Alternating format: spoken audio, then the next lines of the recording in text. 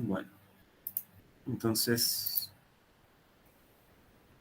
este es el tema que yo les quería contar hoy. Hoy vamos a hablar del sonido y muchas generalidades acerca del sonido, como por ejemplo la velocidad del sonido en diferentes medios, la intensidad del sonido y cómo es percibido por los seres vivos. Entonces, la bibliografía, que es típica en la que se pueden encontrar estas cosas, sobre todo la percepción acerca de los seres vivos, son libros típicos de física, de las ciencias biológicas. Acá hay algunos. Si quieren, toman una captura de pantalla. Igual en los libros típicos de la materia también se encuentran estos temas. Entonces, vamos a empezar a hablar acerca del sonido. Primero, la pregunta es, ¿qué es el sonido? El sonido son ondas longitudinales, ustedes han visto que son ondas longitudinales en el teórico, que se propagan en un medio elástico, como es el aire, el agua o ciertos sólidos.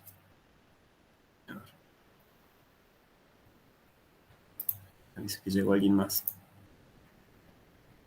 Entonces, para entender bien qué es el sonido corresponde al movimiento oscilatorio de las partículas del medio elástico. Es decir, las partículas del medio, por ejemplo del aire, oscilan y eso genera ondas de presión. Estas ondas de presión, así como ustedes han visto, se pueden describir, por ejemplo, con una función de ondas como esta, donde IP es la diferencia de la presión que ustedes pueden medir respecto de una presión de referencia. Y esto se puede escribir como una amplitud de diferencia de presión por el seno de 2πx sobre lambda menos omega t, donde lambda será la longitud de onda, omega es la frecuencia angular, etc. Entonces, para entender un poquito mejor esto, yo les traje una simulación. Vamos a abrir la simulación, está en el navegador.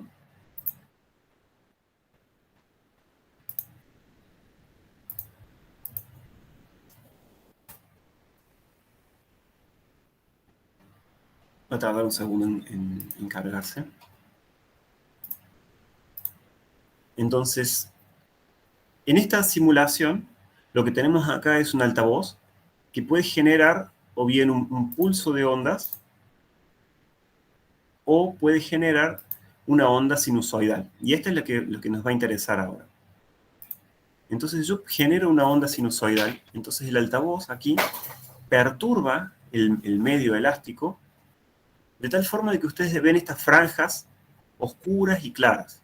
Estas franjas lo que representan es la presión que hay en el medio, por ejemplo en aire.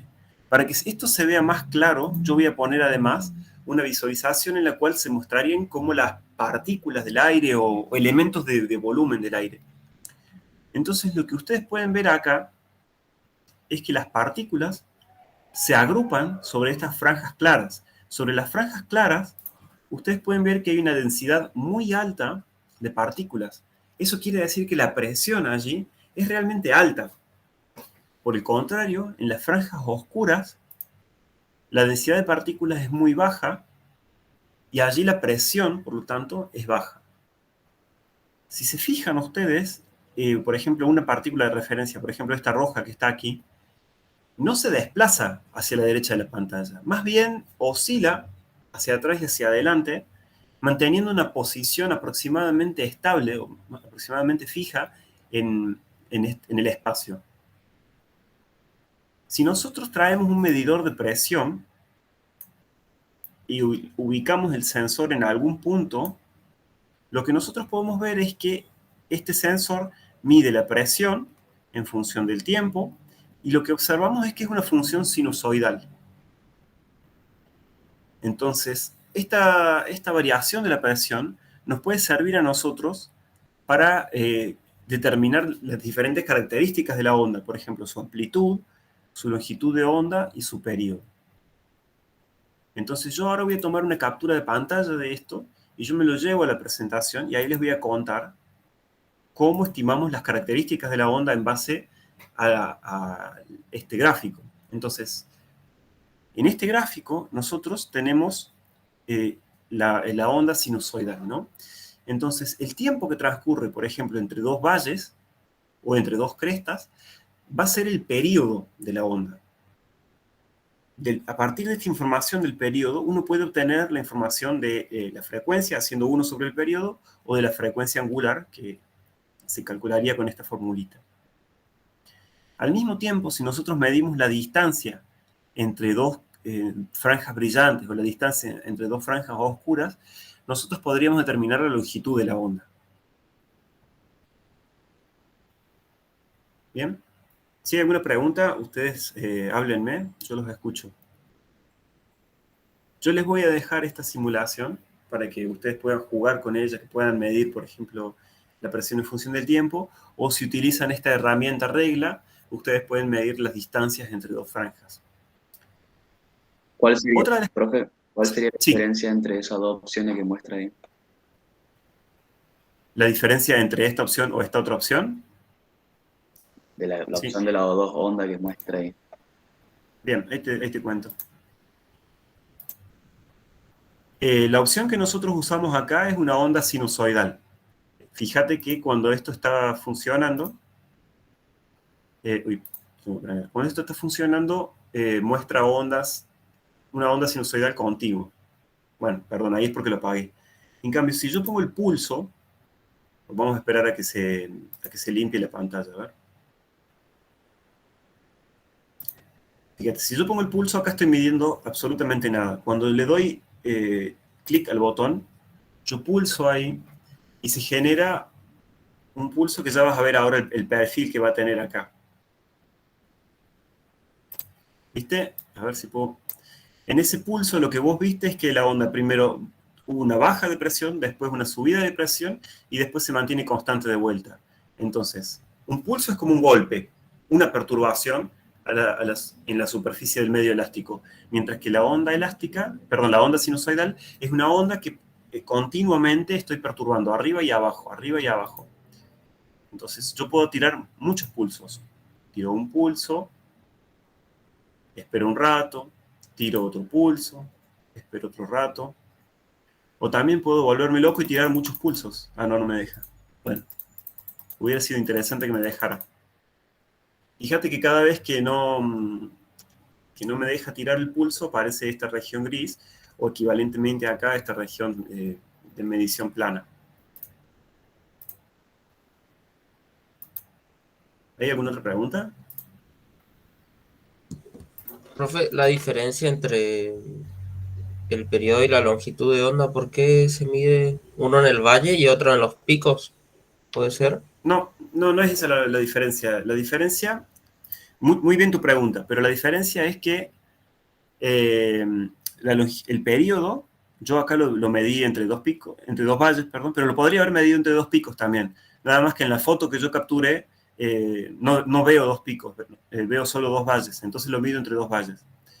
La longitud de onda la puedo medir también entre dos picos o también entre dos valles. Mira, si se fijan, voy a duplicar esto y puedo medirlo entre dos valles y también es la misma longitud de onda. ¿Se ve más claro ahora? Sí, profe, gracias. Gracias por tu pregunta. Entonces, bueno, para el periodo vale también que lo puedo medir entre dos picos, solo que no los veía aquí. ¿Alguna otra pregunta? Bueno, entonces les voy a contar ahora otra cosita más, que es acerca de la velocidad del sonido. Yo les aviso, esta parte es quizás la parte más pesada en cuanto a cuentas de la charla. Frénenme cada vez que tengan una duda. Entonces, en esta parte yo quería contarles cómo la velocidad del sonido cambia en diferentes medios.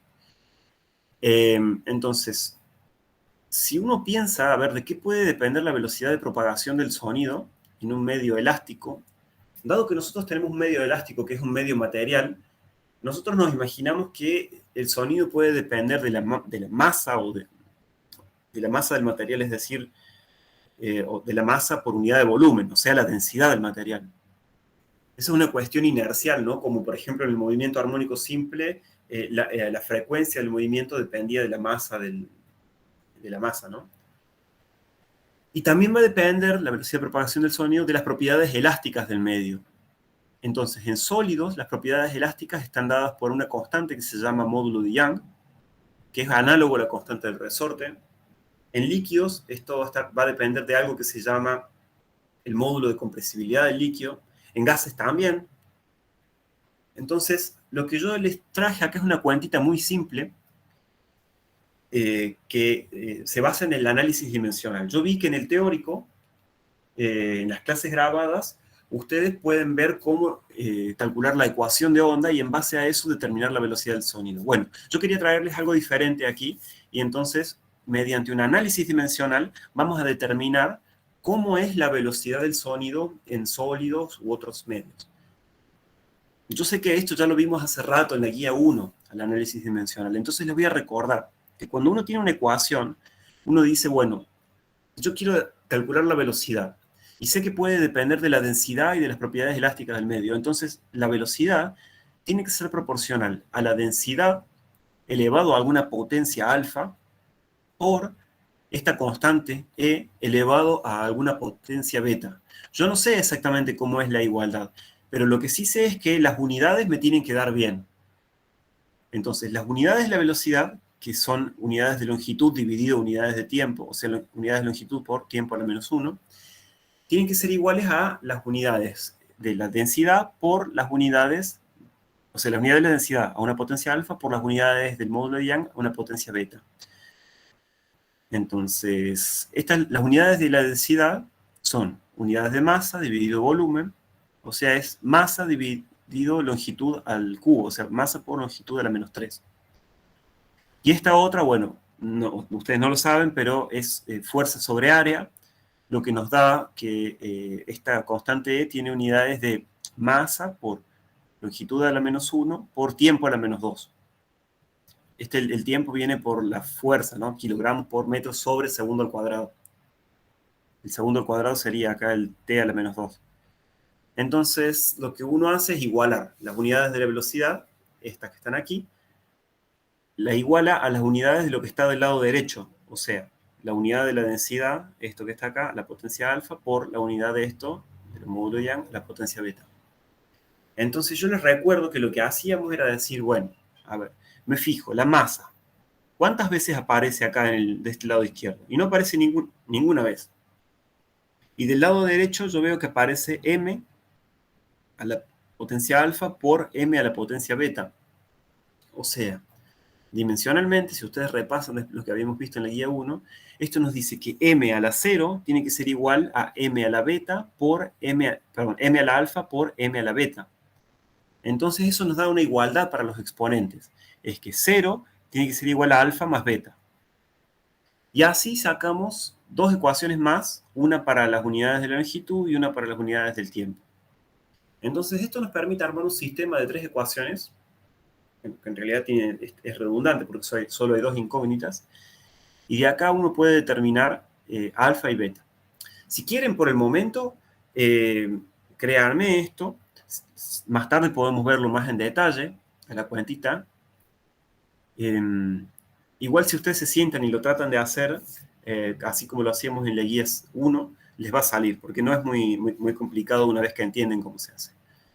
Entonces, sin ir más lejos, estas ecuaciones nos dicen que beta tiene que ser un medio, es decir, que la velocidad va proporcional con la raíz cuadrada de este E, y alfa es menos un medio, o sea que la velocidad va proporcional al inverso de la raíz cuadrada de la densidad. Poniendo toda esa información junta, nos queda la información de que la velocidad es proporcional a la raíz cuadrada de E sobre la raíz cuadrada de la densidad. Ahora, la sorpresa es que en sólidos, tanto o líquidos o en gases, esa proporcionalidad en realidad es una igualdad. La velocidad es en realidad igual a la raíz cuadrada del módulo Young dividido la densidad. Y para líquidos aparece lo mismo, pero con el módulo de compresibilidad del líquido. En la guía hay un ejercicio que les pregunta acerca de cuál es la velocidad de propagación en agua o en mercurio y les dan los módulos de compresibilidad del líquido. Entonces, cuando lleguen a ese problema, recuerden esta fórmula. Y después, para gases ideales, la velocidad es proporcional a la raíz cuadrada de una constante que se llama el módulo de compresibilidad del gas, también dividido la densidad. Ahora, el módulo de compresibilidad del gas es igual a una constante gamma por la presión del gas. Y esta constante gamma tiene dentro incorporada cierta información microscópica. Gamma es el cociente entre el calor específico presión constante y el calor específico volumen constante. Por el momento ustedes, yo sé que no han visto este tema porque no han visto termodinámica, pero como dato, en gases diatómicos, como son el nitrógeno, el oxígeno, el hidrógeno, esta constante toma el valor de 7/5. Recuerden esto porque hay un ejercicio en la guía que les pregunta acerca de la velocidad del sonido en hidrógeno. Entonces, para fijar un poquito más estos conocimientos, vamos a hacer un ejemplo. Antes de eso, déjenme aceptar, llegó alguien más.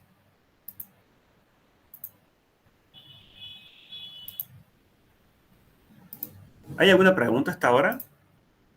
Antes de pasar al ejemplo.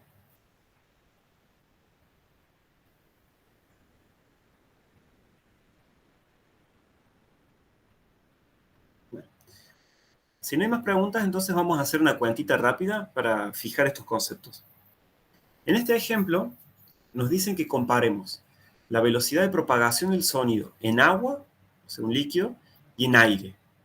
En aire nos aclaran que es en condiciones normales de presión y temperatura. Ya vamos a ver qué es eso, qué significa eso. Como datos nos dan el módulo de compresibilidad del agua, que es este número, y su densidad, que es de aproximadamente 1000 kilogramos por metro cúbico. Entonces, empezamos con el agua. Para calcular la velocidad del sonido en agua, hacemos la raíz cuadrada del cociente del módulo de compresibilidad del agua, un dato que nos dan aquí, dividido la densidad, otro dato que nos dan acá. Entonces, una cuentita nada más y nos da este número, 1480 metros por segundo. Ahora, ¿esto comparado con qué? Bueno, lo podemos comparar con aire. Aire, a condiciones normales de presión y temperatura, significa que tenemos que ver el aire a 20 grados centígrados y a una presión de 101.325 pascales. Y la densidad del aire seco es este número. ¿Qué más? Si nosotros recordamos, para calcular la velocidad del sonido en aire, nosotros teníamos que usar el módulo de compresibilidad del aire, que era gamma por P. Ahora, gamma solo lo conocíamos para gases diatómicos. Ahora bien, el aire tiene aproximadamente un 21% de oxígeno, que es un gas diatómico, y un 79% de nitrógeno, que es también un gas diatómico. Entonces, se puede decir que en una buena medida el aire es una mezcla de gases diatómicos, despreciando un pequeño porcentaje de otros gases, por supuesto. Entonces vamos a decir que el factor de este gamma es 7/5. Si hacemos entonces la cuentita con esos números, nosotros vemos que la velocidad del sonido, o la velocidad a la que se propaga el sonido en aire, es de 343 metros por segundo. O sea que la velocidad de propagación del sonido en agua es 4,3 veces más grande que en aire. Es bastante más rápido en agua que en aire. Y en sólidos puede ser incluso 4 o 5 veces más grande que la velocidad de propagación en el agua. ¿Qué más quería contarles aquí? Ah, sí. Es interesante que noten que la velocidad del sonido, la velocidad a la que se propaga el sonido en aire es de 343 metros por segundo. Esto quiere decir que el sonido tarda 3 segundos aproximadamente en recorrer 1 kilómetro. Entonces, yo recuerdo cuando yo era chico, jugaba a calcular a ver qué tan lejos había caído un rayo de donde yo estaba. Yo sabía que cuando yo veía el relámpago, la luz, tenía que empezar a contar a partir de ahí, y cada 3 segundos que pasaban, sabía que el rayo había caído 1 kilómetro más lejos mío. Entonces, si desde que yo veía el relámpago pasaban 9 segundos hasta que yo escuchaba el sonido, entonces sabía que el rayo había caído a 3 kilómetros de donde yo estaba. No sé, me parece un dato curioso, interesante para jugar en los días de tormenta. Este es otro problema importante en la guía. La velocidad del sonido en una cuerda. En una cuerda, la velocidad del sonido es quizás diferente de lo que habíamos visto antes en medios elásticos tridimensionales. En una cuerda, nosotros podemos intuir, más o menos, que la velocidad del sonido va a depender, por un lado, de la densidad lineal de masa. Nosotros sabemos que no son iguales las cuerdas de la guitarra, por ejemplo. Tenemos 3 cuerdas que son metálicas y 3 cuerdas que son de un material plástico, así como tanza. Entonces, la densidad lineal de masa, o sea, la densidad de masa por metro de cuerda, va a ser un factor importante. Por otro lado, nosotros también sabemos que podemos cambiar la frecuencia de la cuerda al usar estos tensores. No sé cómo es el nombre de la guitarra. Yo le digo tensores, no sé. Si alguien me dice cómo se llaman. Estas manijitas lo que hacen es cambiar la tensión de la cuerda. Entonces yo sé que si yo cambio la tensión de cuerda, va a cambiar la frecuencia. Y eso ocurre también porque cambia la velocidad de propagación del sonido en la cuerda si yo la tenso un poco más o un poco menos. Entonces, también haciendo argumentos de análisis dimensional, en las cuales ya no se los voy a contar tan en detalle ahora, porque ya vimos un análisis dimensional antes, nosotros podemos decir que la velocidad de propagación del sonido en la cuerda va como la densidad lineal de masa a una potencia alfa y la tensión a una potencia beta. Perdón, aquí se me mezclaron los números, digamos. En este recuadro gris, acá T mayúscula es tiempo, pero acá T mayúscula es tensión. Acá también, en esta línea, T es tiempo. Disculpas.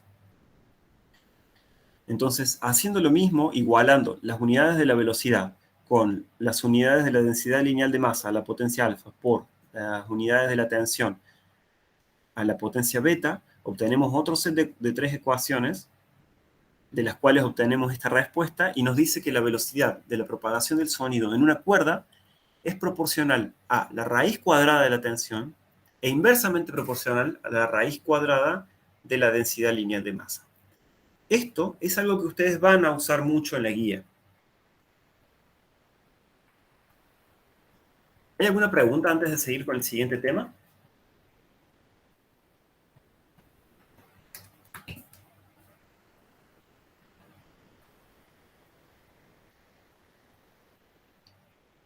A ver en el chat si hay alguna pregunta. No sé. ¿Quieren preguntar algo?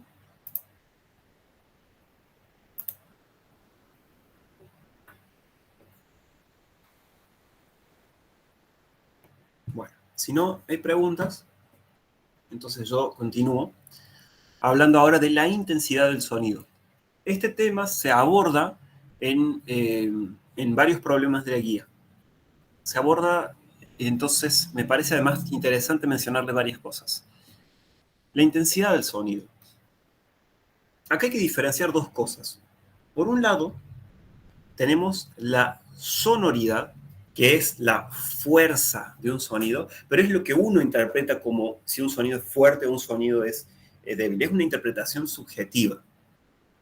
Entonces, cuando yo escucho un sonido fuerte o un sonido débil, yo tengo asociada la idea de sonoridad. Ahora, en física, la intensidad, que es una cantidad que se puede medir, es la energía que atraviesa una unidad de área por la unidad de tiempo.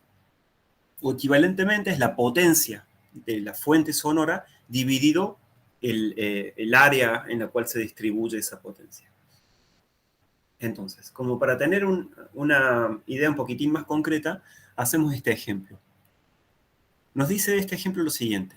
Durante un intervalo de 5 segundos, un micrófono con un área efectiva de 3 centímetros cuadrados recibe 1,5 por 10 a la menos 11 joules de energía sonora.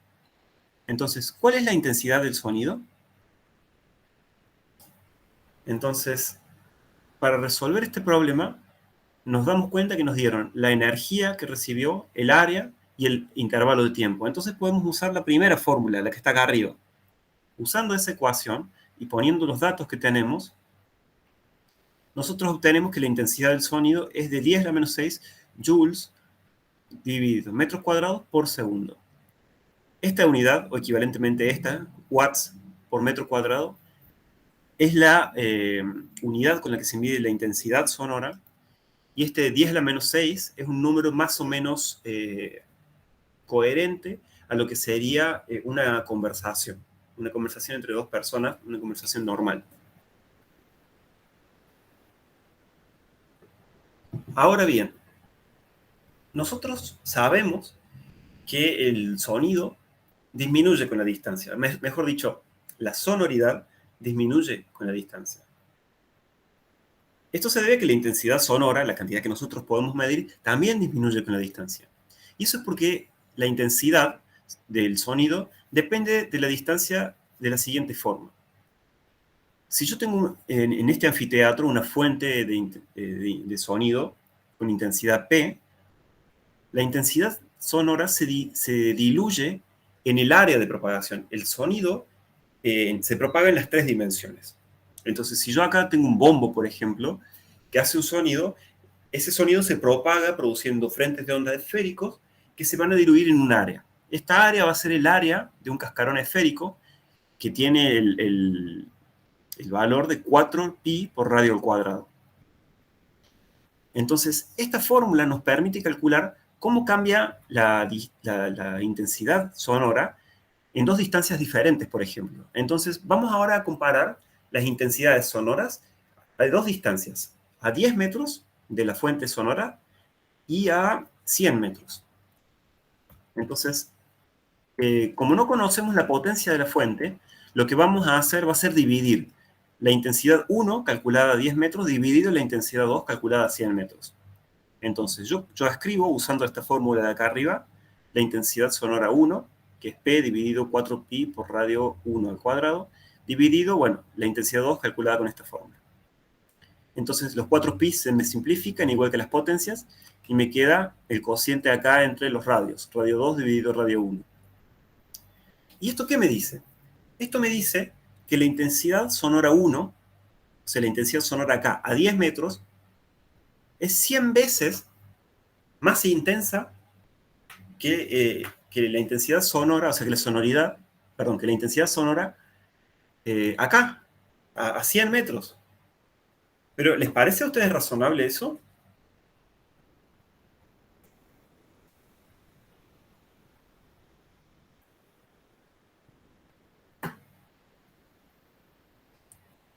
No sé, a mí me parece que no es razonable, porque yo sé que si yo me siento a 10 metros, sí voy a escuchar más fuerte, o sea, con mayor sonoridad, pero no 100 veces más intenso. Entonces, ¿qué es lo que está pasando aquí? Porque esto no es intuitivo, al menos a mí no me resulta intuitivo. Entonces, ¿qué ocurre? Lo que ocurre es que el oído humano es capaz de cubrir un rango de intensidades que es realmente muy amplio. La intensidad mínima que el oído puede captar, que es el umbral de audición, es de 10 a la menos 12 watts por metro cuadrado. Mientras que la intensidad máxima que el oído puede captar es de 10 a la 0, o sea, 1 watts por metro cuadrado. Esto ya es lo que se conoce como el umbral del dolor. Intensidades más altas te hacen daño al oído. Entonces, el oído nuestro interpreta el sonido, o sea, la sonoridad, mediante una escala que es diferente a la que nosotros podemos medir. Entonces, para ello, las personas diseñaron esta escala que se llama escala decibélica, que es una escala logarítmica. Eso nos permite asignar valores a la intensidad sonora que están más de acuerdo con nuestra experiencia. Entonces, esta escala decibélica, beta, se calcula con esta formulita. Se multiplica por 10 al logaritmo de la intensidad que ustedes pueden medir, dividido una intensidad de referencia. Y bueno, como esta escala está centrada en el oído humano, este número de referencia es 10 a la menos 12 watts por metro cuadrado, que es lo que está en el umbral de audición del oído humano. Entonces, para que tengamos una idea de esto, de esta escala decibélica, vamos a hacer un par de ejemplitos. Vamos a calcular a qué número de decibeles le corresponde el mínimo y el máximo de la audición de nuestro oído. Entonces, el beta mínimo, que corresponde a usar la intensidad mínima, usando esta fórmula obtenemos que esto nos da 0 decibeles. O sea, un sonido de 0 decibeles es el sonido que nosotros, que ya no podemos percibir. Ahora bien, el beta máximo, o sea, el número de decibeles máximo, corresponde a utilizar este número en la formulita, y eso nos da un total de 120 decibeles. O sea que ustedes cuando van al boliche y se ponen al lado del parlante ahí, quizás eso tiene un sonido de 120 decibeles, porque ya el oído empieza a doler ahí.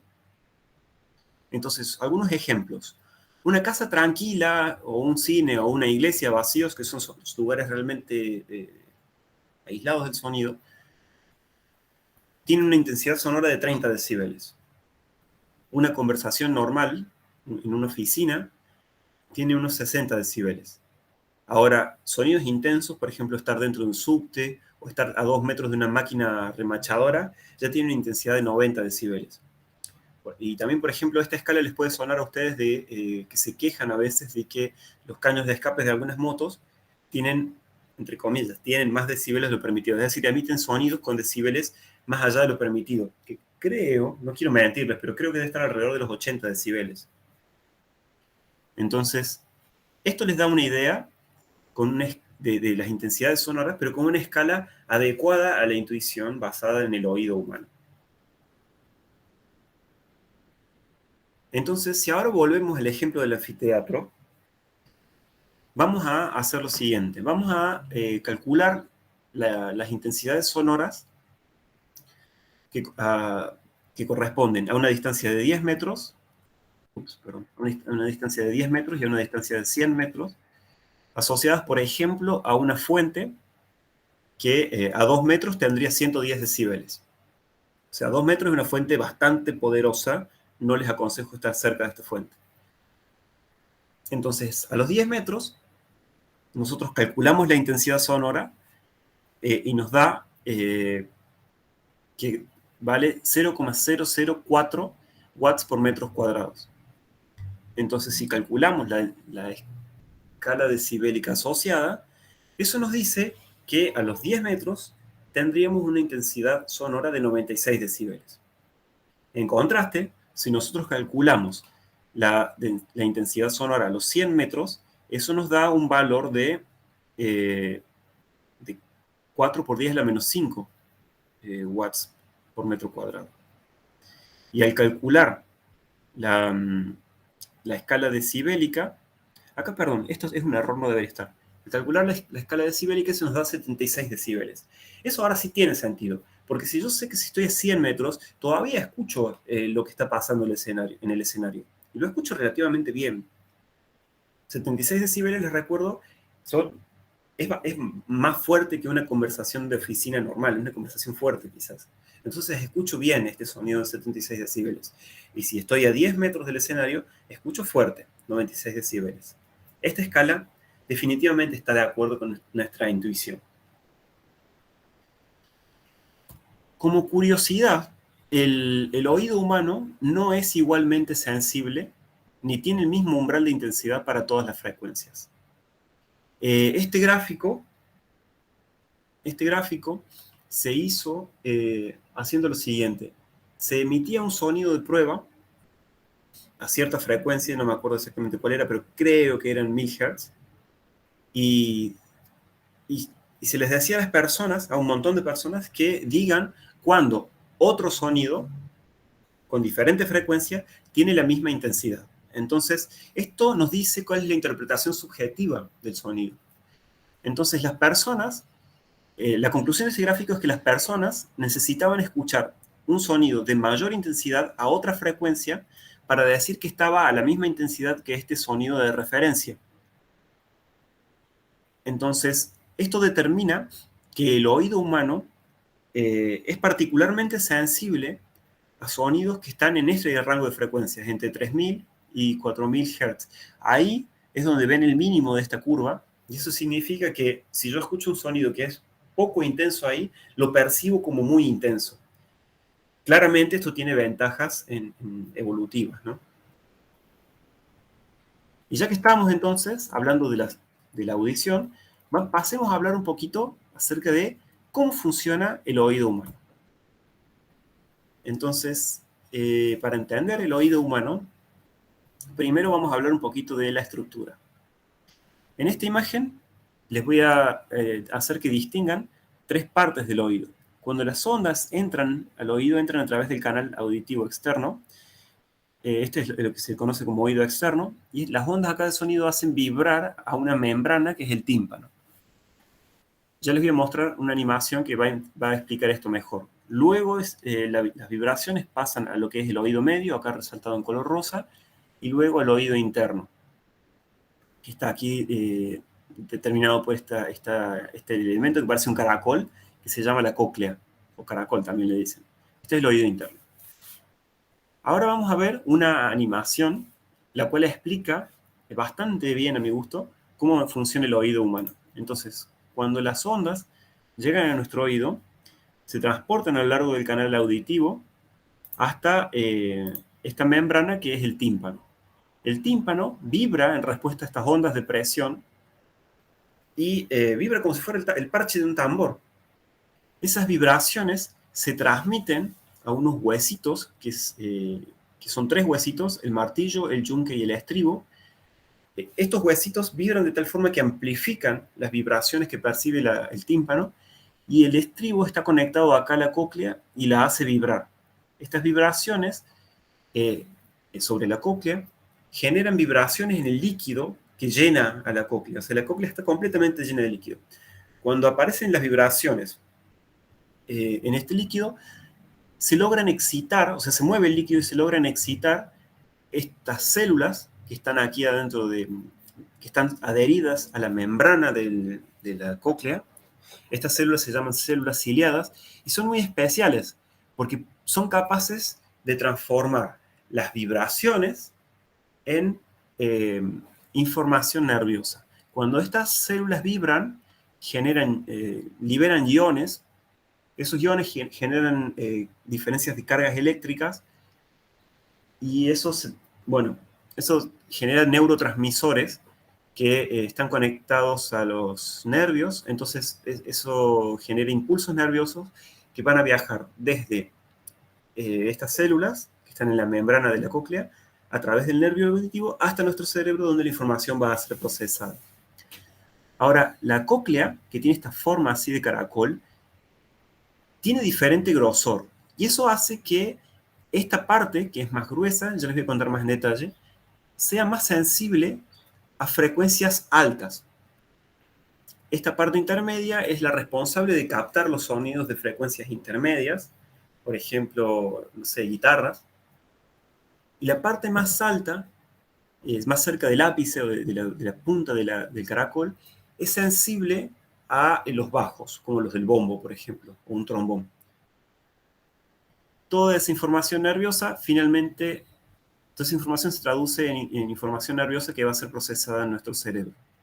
Y eso es lo que genera nuestra audición.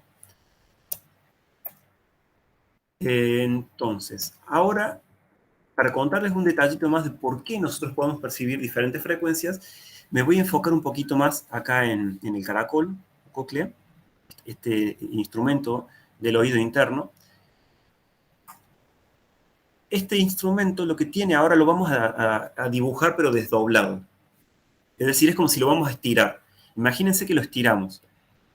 Esta parte en gris es la membrana donde estaban las células ciliadas, y la parte blanca es como si es la parte hueca de la cóclea, donde estaba llena de líquido. Lo que ocurre aquí en este órgano, en esta parte, es que el espesor de la membrana basilar, esta membrana, aumenta a medida que nos movemos hacia el ápice. Y la tensión disminuye. A ver, esto lo explica mejor.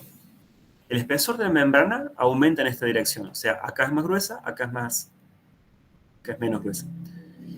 La tensión aumenta en la dirección opuesta. Acá está más tensa, acá está menos tensa. Entonces, si nosotros usamos un modelito muy simple para la velocidad de la propagación de las ondas, así como, por ejemplo, si fueran las ondas de una cuerda tensada, nosotros vemos que la velocidad de propagación de las ondas cambia proporcionalmente a la tensión e inversamente proporcional a la densidad lineal de masa. Entonces, si acá la tensión es más grande y la densidad lineal de masa es más chica, entonces la velocidad de propagación acá es mucho más grande que la velocidad de propagación acá, en el ápice. Entonces, existe todo un gradiente de ondas, perdón, un gradiente de velocidades de ondas en las cuales acá las velocidades de propagación son mayores y acá las velocidades de propagación son menores. Entonces, nuestro oído es capaz de percibir esas diferencias en las ondas de este lado con las ondas de este lado. Entonces, eso es lo que permite distinguir frecuencias. O sea, las células ciliares de este lado perciben frecuencias diferentes que las de este otro lado. Entonces, nuestro oído es, como yo digo, un analizador de Fourier porque nos permite distinguir cuáles son las frecuencias que componen a las ondas que nosotros escuchamos. ¿Hay alguna pregunta hasta ahora?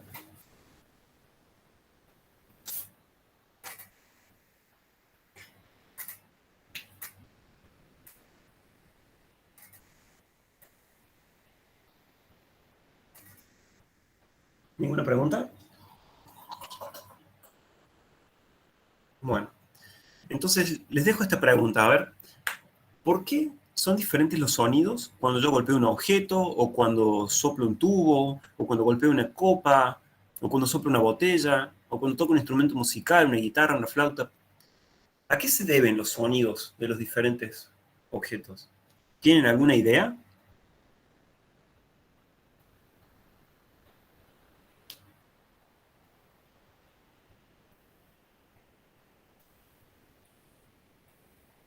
Bueno,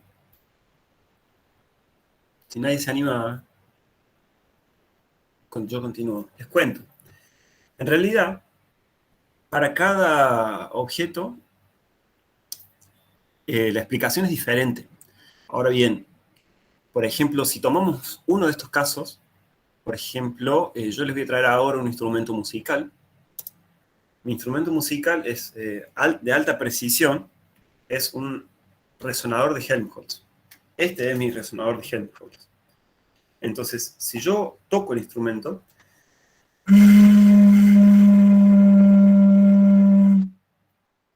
esto genera un sonido. ¿Pero por qué? ¿Por qué genera un sonido? Lo que ocurre es que hay algo que está vibrando, porque eso genera las ondas de presión que mi oído percibe. Lo que está vibrando es una columna de aire dentro de la botella. Entonces, cuando yo soplo dentro del pico de la botella, lo que ocurre es que el pico, al ser más angosto que el cuerpo de la botella, acá se genera como un taponcito de aire que empuja, le da un golpe de presión a todo el aire que está debajo. Entonces, eso genera un pulso de presión que se desplaza desde el pico hacia la parte de abajo de la botella, ida y vuelta, porque acá abajo rebota y el pulso vuelve. Cuando el pulso llega al pico de nuevo, logra expulsar un poquito de aire y ahora el aire dentro de la botella tiene menos presión y se vuelve susceptible a que yo, si sigo soplando, genere otro pulso de presión. Entonces, continuamente se están generando pulsos de presión debido a estas ondas que suben y bajan, hasta que se generan ondas estacionarias. Estas ondas estacionarias son como vamos a ver ahora a continuación. Por ejemplo, estas son las ondas estacionarias que se generan en un tubo abierto si yo soplo. Estas ondas vibran tal que en colores yo muestro la amplitud de la amplitud de la presión. En los extremos yo veo que hay un nodo de la onda. Esto corresponde a que como el tubo está abierto, la presión que tiene que tener la onda en este extremo tiene que ser igual a la presión atmosférica. Entonces, la presión ahí está obligada a ser igual a la presión atmosférica. Pero dentro del tubo la presión puede ser muy diferente. Entonces ahí yo puedo generar ondas estacionarias. En este caso, las ondas tienen diferentes longitudes de onda, y eso depende también de la geometría del cuerpo que yo estoy observando. Por ejemplo, estas son las ondas estacionarias que se generan en un tubo abierto. Ahora, para un tubo cerrado, que es quizás más parecido a lo que pasa en una botella, yo tengo un nodo de la onda cuando el tubo está abierto, pero tengo un antinodo cuando la onda está cuando la onda está cerca de la base de la botella. Y eso, fíjense, me genera ondas estacionarias de diferente longitud de onda. Lo interesante es que ustedes pueden jugar con esto. Pueden tomar diferentes objetos que tengan ondas estacionarias, por ejemplo, un diapasón, una cuerda de guitarra, una bandita elástica estirada, y lo pueden medir. ¿Cómo? Muy simple, con su celular. Por ejemplo, yo me bajé esta aplicación, que es una aplicación que es un analizador de Fourier. Lo que hace es grabar el sonido que su celular ustedes están escuchando. Esta aplicación es muy linda, es muy liviana, creo que eran 4 megabytes. Es muy bonita los colores y es gratis. Pero bueno, no me pagan. Si ustedes quieren bajarse otra, está bien. Pueden bajar otra. Busquen un analizador de espectro de Fourier o analizador de sonido. Lo que ven en pantalla entonces es en el eje X las diferentes frecuencias de las ondas. En el eje vertical lo que ven es el tiempo. O sea, lo que esto muestra es las ondas que va midiendo, o sea, la frecuencia de las ondas que va midiendo en función del tiempo. Y en colores es la amplitud de cada frecuencia.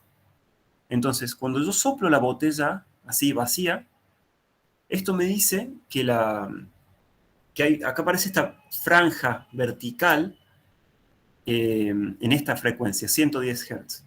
¿Esto qué me dice?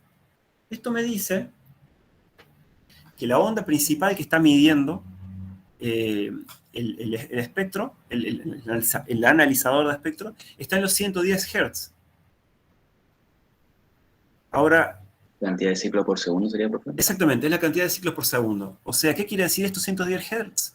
Esto quiere decir que esos pulsos de presión que viajan desde el pico de la botella hasta la base y vuelven, lo hacen 110 veces por segundo. Ahora, si yo pongo la botella semi llena, obviamente el recorrido que tienen los pulsos de presión desde el pico de la botella hasta la base es más corto el recorrido. Entonces, bueno, los pulsos podrán viajar ida y vuelta más veces por segundo, ¿verdad? Lo que genera eso es que la frecuencia base sea más alta. Si acá yo tenía 110 ciclos por segundo, o sea, 110 Hz, acá con un poco de agua tengo 132 Hz. Y se nota, ¿no? Si yo comparo los dos espectros, claramente la franja brillante acá está desplazada hacia la derecha respecto de la franja brillante de arriba. Y algo más que quiero que noten es que aparecen otras franjitas que son menos brillantes. ¿Qué son esas franjitas? Bueno, lo que ocurre es que cuando ustedes tocan un instrumento musical, es muy, muy difícil que generen una onda sinusoidal perfecta. Siempre lo que se generan son una superposición de ondas sinusoidales de diferentes frecuencias. En este caso, mi aplicación es capaz de medir esta de 132 Hz, pero también esta otra de 264 Hz, también esta de 396 Hz. Y si se fijan, estas frecuencias son múltiplos de la primera. Esta es 2 veces la primera, esta es 3 veces la primera. O sea que lo que yo estoy midiendo acá son los armónicos de mi instrumento musical. Esto es lo que hace la diferencia entre diferentes instrumentos musicales. Para una botella yo tengo esto. Para una cuerda de guitarra tendría algo diferente. E incluso para dos botellas con diferentes geometrías podría tener las mismas frecuencias, pero las amplitudes que ocurren a diferentes frecuencias pueden ser diferentes. Entonces, dos botellas, incluso que pueden sonar parecidas, no necesariamente van a sonar iguales, porque estas amplitudes, o sea, el color de estas franjas brillantes, puede llegar a ser diferente. Entonces, realmente me gustaría que ustedes se instalen esta aplicación o una parecida y que vayan por el mundo grabando sonidos. Y si se animan, mándenme fotos de los sonidos que ustedes graben. Entonces, así yo tengo una base de datos así de las curiosidades que ustedes lograron medir. Sería realmente interesante para mí que ustedes lo hagan. Como sugerencias, midan la cuerda de guitarra, midan su voz. Es muy interesante lo que van a observar si miden su voz. Y ya para terminar esto y nos vamos al recreo, les quería contar un último videito que creo que se los voy a dejar en el chat para que lo vean. Este es el bonus track de la charla. Cómo romper la copa con el poder de la voz y de las resonancias. Lamentablemente creo que no van a poder escuchar el audio del video, entonces En el recreo traten de mirarlo, así ven lo que está pasando. Entonces, acá la chica lo que está haciendo es, bueno, ella está cantando y está tratando de sintonizar su voz a la frecuencia de la que vibra la copa, es decir, la frecuencia de las ondas ahí adentro de la copa. Cuando lo logra, miren lo que va a pasar.